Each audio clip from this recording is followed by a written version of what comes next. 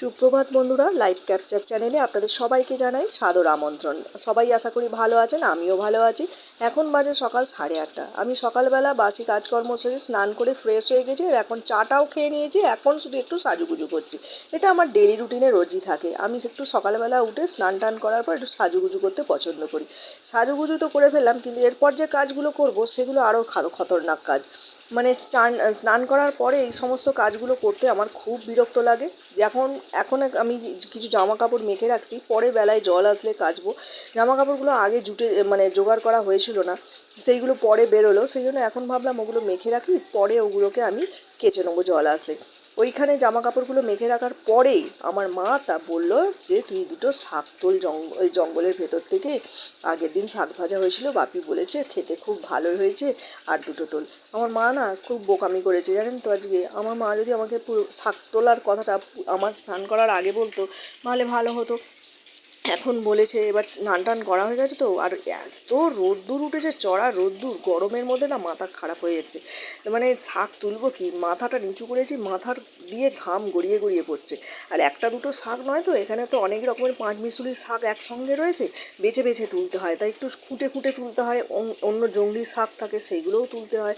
অনেক রকম ব্যাপার আছে, বুঝে শুনে কাজ করতে হয়।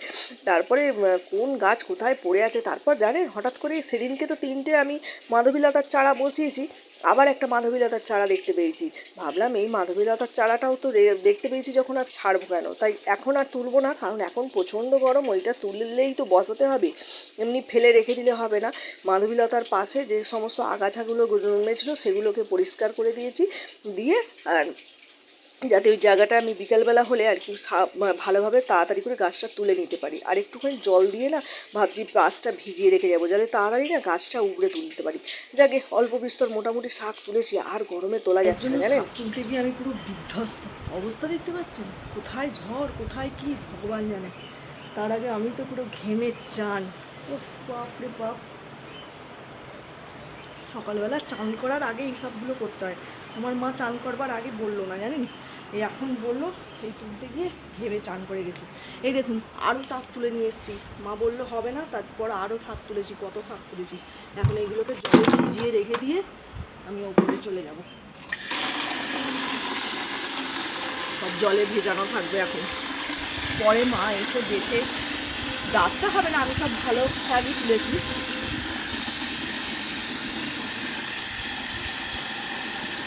জঙ্গল থেকে তোলা তো, ওই জন্য একটু ভিজিয়ে রাখি, যদি কিছু পোকামাকড় থাকে ধুয়ে চলে যাবে। থাক, এটা জলে ভেজানো এখন থাক, পরে মা এসে তুলবে। মা ঠাকুর ঘরে মাকে আজকে পাঠিয়েছি, তুমি আজকে পুজোর জোগাড়ে যাও। আমার গরু দেখুন কেমন শান্তশিষ্ট হয়ে ঘুমাচ্ছে। পাখা চলছে তো, এই দেখুন পাখা চলছে, ওই জন্য ঘুমাচ্ছে। মাছগুলোকে খেতে দেওয়া হয়নি, উপরে যাবার আগে মাছগুলোকে তাই খেতে দিই। আমার আর বেশি মাছ নেই জানেন তো, সব অল্প বিস্তর মাছ আছে, তাই বেশি খেতে দিই না। আর এই অ্যাকোরিয়ামটা তো আপনারা যারা আমার ভিডিও দেখেন জানেন, আমার খুব শখের অ্যাকোরিয়াম। এরা খাওয়া দাওয়া করলে, বেঁচে থাকলে আমার খুব আনন্দ লাগে, বিশেষ করে এরা যখন খেলাধুলা করে। দেখুন কি সুন্দর খাচ্ছে, এটা দেখতেও কত আনন্দ লাগে আমার। কার কার অ্যাকোরিয়াম পছন্দ আমাকে একটু কমেন্টে জানাবেন। আমার খুব পছন্দ অ্যাকোরিয়াম। চলো ওপরে যাই, গিয়ে আমার শ্বশুরমশাই ব্রেকফাস্ট করতে হবে। টিঙ্কু গাছে সার দিচ্ছে আজকে, কবে না কবে বৃষ্টি আসবে, সেই বৃষ্টিটা যাতে গাছে পড়লে গাছ ভালো ফুল দেবে, ফল দেবে, সেই জন্য।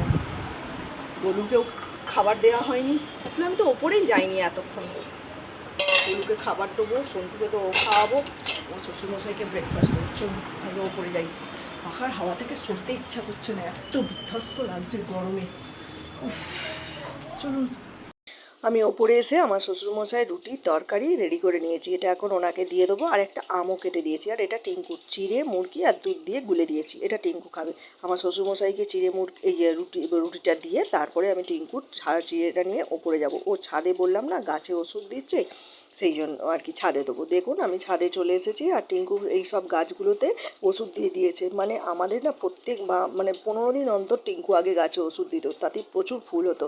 কিন্তু ইদানিং গরমের জন্য না টিঙ্কু পুরো সার দেওয়া ওষুধ দেওয়া গাছে বন্ধ করে দেওয়ায় গাছগুলো পুরো ঝমকে গেছে। ঠিক মতন খাবার দাবার না পেলে যেমন মানে মানুষেরই বৃদ্ধি হয় না, গাছগুলোরও সেই রকম অবস্থা এদিকে। তাই দেখতে পাচ্ছেন গাছগুলোতে এখন আর আকাশের রোদ দেখছেন, খাঁ খাঁ করছে, আর পারা যাচ্ছে না। এদিকে গাছের খোপের মধ্যে থেকে হাঁক পড়েছে আমার, পায়রা একটা ধরতে হবে, ও খাওয়াবে। চলুন আগে পায়রাটা ধরে ওর কাজটা মেটাই।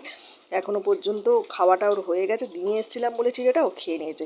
আসলে এই পায়রাটার কি প্রবলেম হয়েছে জানেন, আমাদের 3 রকম জাতের পায়রা আছে, লক্কা পায়রা আছে, সিরাজি পায়রা আছে, মুখী পায়রা আছে। এবার এই লক্কা পায়রার সাদাও আছে, কালোও আছে। কালো এই পায়রাটাকে অনেক মানে অনেক বড় পায়রা, মানে ধাড়ি পায়রা, জানেন তো। এই পায়রাটাকে নিয়ে আসা অনেক পর আর কি অনেক দিন পর বাচ্চা দিয়েছে, ডিম ফুটিয়ে বাচ্চা হয়েছে। বাচ্চাটা হবার পরেই না এই ধাড়ি ব্যাটা, এটা হচ্ছে ব্যাটা ছেলে পায়রা, এই পায়রাটার একটু না হাঁপানির মতন মানে হাঁপাচ্ছে, সেই জন্য এই খাওয়া দাওয়াও ঠিক মতন করতে পারছে না। আর তাই টিঙ্কু আমাকে বললো পায়রাটাকে ধরো একটু খাইয়ে দিই। আর পায়রাটা এতদিন ভালো ছিল, হঠাৎ করে বাচ্চাটা হবার পরই দেখতে পাচ্ছেন কেমন মুখটা হাঁ হাঁ করছে, খেতে পাচ্ছে না। আর ও যদি খেতে না পারে বাচ্চাকেও খাওয়াতে পারছে না। অনেক চেষ্টা চরিত্র করে দুটো কালো পায়রাকে টিঙ্কু কবে থাকতে জোড়া দিয়েছে জানেন, কিছুতেই এই দুটো কালো পায়রা জোড়া হচ্ছিল না। যাও বা চেষ্টা চরিত্র করে জোড়া হলো, ডিম ফুটলো, ডিম ফুটে বাচ্চা হলো। এখন আবার সে ডিম ফুটে বাচ্চা হওয়ার পর পায়রাটা অসুস্থ হয়ে পড়েছে। টিঙ্কু বলে বাচ্চা যাবে আমার, তুই আগে ভালো হ, সুস্থ হ। অনেক দাম দিয়ে এই পায়রাগুলোকে কেনা, জানেন তো, সহজে তো পাওয়া যায় না। যাকে ও পায়রাটাকে খাইয়ে দিই, খাইয়ে দেবার পর আমি তাই বলছিলাম যে একটুখানি রোদে ছেড়ে রাখবে নাকি। টিঙ্কু বলছে ঠান্ডা লেগে গেল না এমনি কোনো রোগ হলো সেটাও বুঝতে পারছে না। ওকে তাই আমরা দুজন ধরে খাইয়ে দিলাম। আর ওকে খাইয়ে দেওয়ার পর দেখুন একটুখানি রোদে ছেড়েও রেখে দিয়েছে টিঙ্কু। তার কারণ বলছে যদি একটুখানি, আর বাইরে জল দিয়ে দিয়েছে, যদি গরমও লাগে তাহলে জলটা যেন নিজে খায়। আর ওরা বাইরে থাকলে রোদ্দুরটা একটু লাগলে না পায়রাদের গায়ে মোটামুটি ওরা সুস্থ হয়ে যায়, যদি ঠান্ডা লেগে থাকে। আপাতত ওদেরকে ছেড়ে রাখা হোক। আমি নিচে যাওয়ার আগে ঠাকুরঘর থেকে একবার ঘুরে যাই, কারণ প্রচুর কাজ নিয়ে আজকে সারাটা দিনের সকাল থেকে শুরু হয়েছে। ওপরে যখন ছিলাম তাই ঠাকুরঘরে এসে মা সাজিয়ে গুছিয়ে দিয়ে গিয়েছিলো, আর আমি পুজোটা করে নিলাম। এখনও পর্যন্ত গোলু সন্টুকে খাওয়ানো হয়নি, তাই নিচে এসে আগে গোলু সন্টুকে খাবার দিয়ে দিয়েছি। মানে গোলুকে আগে খাবারটা দিয়ে দিয়েছি, গোলু খেয়ে নিয়েছে, আর সন্টুকেই এখন খাওয়াচ্ছি। আর গোলুকে খাবার দেওয়ার পরেও গোলু আমার পাশে বসে আছে, কেন জানেন, এই দেখুন সন্টুর খাবারটা খাবে বলে। মানে ওকে সারাদিন ধরে যতবারই খাবার দাও না কেন, ও সারাদিন খাবে, নিয়ে যে যাই খাবে ওকে দিতে হবে। সন্টুর খাবার খাক, গোলু খাবার খাক, আমি খাই, টিঙ্কু খাক, আমার মা খাক, যেই খাবে ওকে খেতে দিতে হবে। গোলু মিষ্টি খেতে আর যে কোনো খাবার খেতে খুব ভালোবাসে। দেখতে পাচ্ছেন কেমন করছে, আবার টিঙ্কু আদর করছে বলে টুংটুং করে লেজ নাড়ছে। আমাদের দুটো ছেলে না এইরকম। আবার গোলু না সন্টুকে মাঝে মাঝে ভয় দেখায়, জানেন তো। বাবা, খেয়ে দে, ঘুমিয়ে টুমিয়ে উঠে খেয়ে দে, আর ভাঙা হয়ে গেল। তোদের মতন জীবন যদি আমার জোর হতো, একটু খাবো দাবো আর ঘুমোবো, তাহলে লাইফই লাইফ হতো। সেটা আর দুর্ভোগ। এই নিচের দিকে তাকা, বেশি কথা এদিক সেদিক তাকাবি না, নিচের দিকে তাকা। যা ঘরে চলে যা, বলো ঘরে চলে যা, চলে যা ঘরে, সন্টু চলে যা, চলে যা। গোলু আর সন্টুর ব্যাপারে আপনাদের একটা কথা শেয়ার করি। যখন গোলুকে প্রথম নিয়ে আসা হয়, গোলুকে আমার মেয়ে নাম দিয়েছিল গোল্ডি সরকার। আর সন্টুকে যখন নিয়ে আসা হয় তখন সন্টুকেও টিঙ্কু নাম দিয়েছিল সন্টি সরকার। যে গোল্ডি আর সন্টি থেকে আজকে ওরা দুজন গোলে আর সন্টেতে পরিণত হয়ে গেছে। ভেতো বাঙালিদের আমরা তো, তাই ওদের নাম কোথায় ইংরেজি নাম, সে জায়গায় বাঙালি নামে পরিণত হয়ে গেছে। এই দেখুন চলে গেল ঘরেতে, টিঙ্কু ডেকেছে, ওই জন্য দুজনেই ছুট্টে ঘরে চলে গেল। ওই করে ওরা, জানেন তো। আজকে দুপুরে লাঞ্চে করব মাটনের ঝোল আর ভাত, জানেন তো। এটা আনএক্সপেক্টেড ছিল, কারণ হঠাৎই কালকে রাত্রেবেলা টিঙ্কু একটা জায়গায় গিয়েছিল, একটা ওর কাজেতে, সেইখান থেকে আসার সময় এই মাটন কিনে নিয়ে আসে। যাই হোক ভালোই হয়েছে অনেক দিন পর, কিন্তু এই অত্যাধিক গরমেতে না মাটনটা খাওয়াটা একটু আমার পক্ষে একটু কষ্টকর, কারণ আমার একটু গ্যাস অম্বলের প্রবলেম হচ্ছে। কিন্তু মাটন কি আর ছাড়া যায় বলুন। যাই হোক রেজে যখন রান্না করবোই আজকে, আর এটা ফ্রিজে ছিল তাই এখন একটু বার করে রাখি, এটা একটু ঠান্ডাটা কমে গেলে তারপরে রান্নার জোগাড় করে রান্না বসাবো। তার আগে না আমি একটু ব্রেকফাস্ট করে নিই, আমার বড্ড খিদেও পাই জানেন তো। এই সকালবেলার দিকে ব্রেকফাস্ট আর দুপুরবেলা ভাত আর রাতের বেলা ডিনার, তিনটে জিনিস আমি খুব টাইম মাফিক খাওয়া দাওয়া করি জানেন তো, নাহলেই আমার গ্যাস অম্বলের প্রবলেমটা বেড়ে যায়। তাও কত কি নিয়ম মেনে খাই, তাও আমার ঠিক ওটা হয় জানেন তো। ইদানিং আরও একটু বেড়েছে, কোনো কিছু ওষুধই আমার কাজ করছে না, জানি না কি হবে। ব্রেকফাস্ট কমপ্লিট করার পর আমি আগে সকালবেলা যে জামা কাপড়গুলো মেখে রেখেছিলাম সেইগুলো কেচে আর ছাদে শুকুতে দিয়ে আসি, তারপর নিচে এসে রান্নার জোগাড় করে রান্নাটা বসিয়ে দিই। আজকে যেহেতু খাসির মাংসর ঝোল আর ভাত হবে, তাই ভাতটা হাফ ফুটিয়ে রেখেছি, আলু ফালু কেটে রেখে দিয়েছি, আর এদিকে আলু কেটে যখন রেখেছিলাম জোগাড় করাই ছিল, তাই মাংসটা বসিয়ে দিলাম। আগে ফার্স্টে আলুটাকে নুন হলুদ দিয়ে হালকা করে ভেজে নেবো, ভেজে তুলে রেখে দেবো, রেখে দিয়ে তারপরে যেমন নর্মাল খাসির মাংস সবাই রান্না করে আমিও সেই পেঁয়াজ আদা রসুন কষিয়ে ধনে জিরে হলুদ গুঁড়ো লঙ্কা গুঁড়ো দিয়ে গরম গরম খাসির মাংসর ঝোল আর ভাত বেশ ভালোই লাগবে জমিয়ে খেতে দুপুরবেলা, কিন্তু গরমটা অত্যাধিক। চলুন মাংসটা এখানে কষা হয়ে গেছে, বসে ওদিকে ভাতটাও না ফুটিয়ে তখন নাবিয়ে রেখেছিলাম। এটা আমার শাশুড়ি মার টিপস জানেন তো, ভাত ফুটিয়ে অর্ধেকটা নাবিয়ে রেখে দিলে আবার কিছুক্ষণ পর ভাতটা বসালে তাড়াতাড়ি নাকি ভাত হয়, এতে গ্যাসটাও কম পড়ে। যাকে চলুন ভাতটা মোটামুটি আরেকবার বসিয়ে দিয়েছি, ওটা হোক আর মাংসটাও ফুটুক, ততক্ষণ আমি সন্টুকে নিয়ে চলে এসেছি পাতকোতলায় চান করাতে। আমার ছেলেরা তো চান করতে খুবই ভালোবাসে, সারাদিনে 3বার 4বার যতবার চান করাবো ওরা এরম চান করবে। বিশেষ করে গোলু তো জল কোন কোন টাইমে আসে গোলু খুব ভালো জানে, পাতকোতলায় এসে বসে থাকবে। আর সন্টুও খুব ভালো চান করে। দেখুন মোটামুটি ওদের চান করানো কমপ্লিট।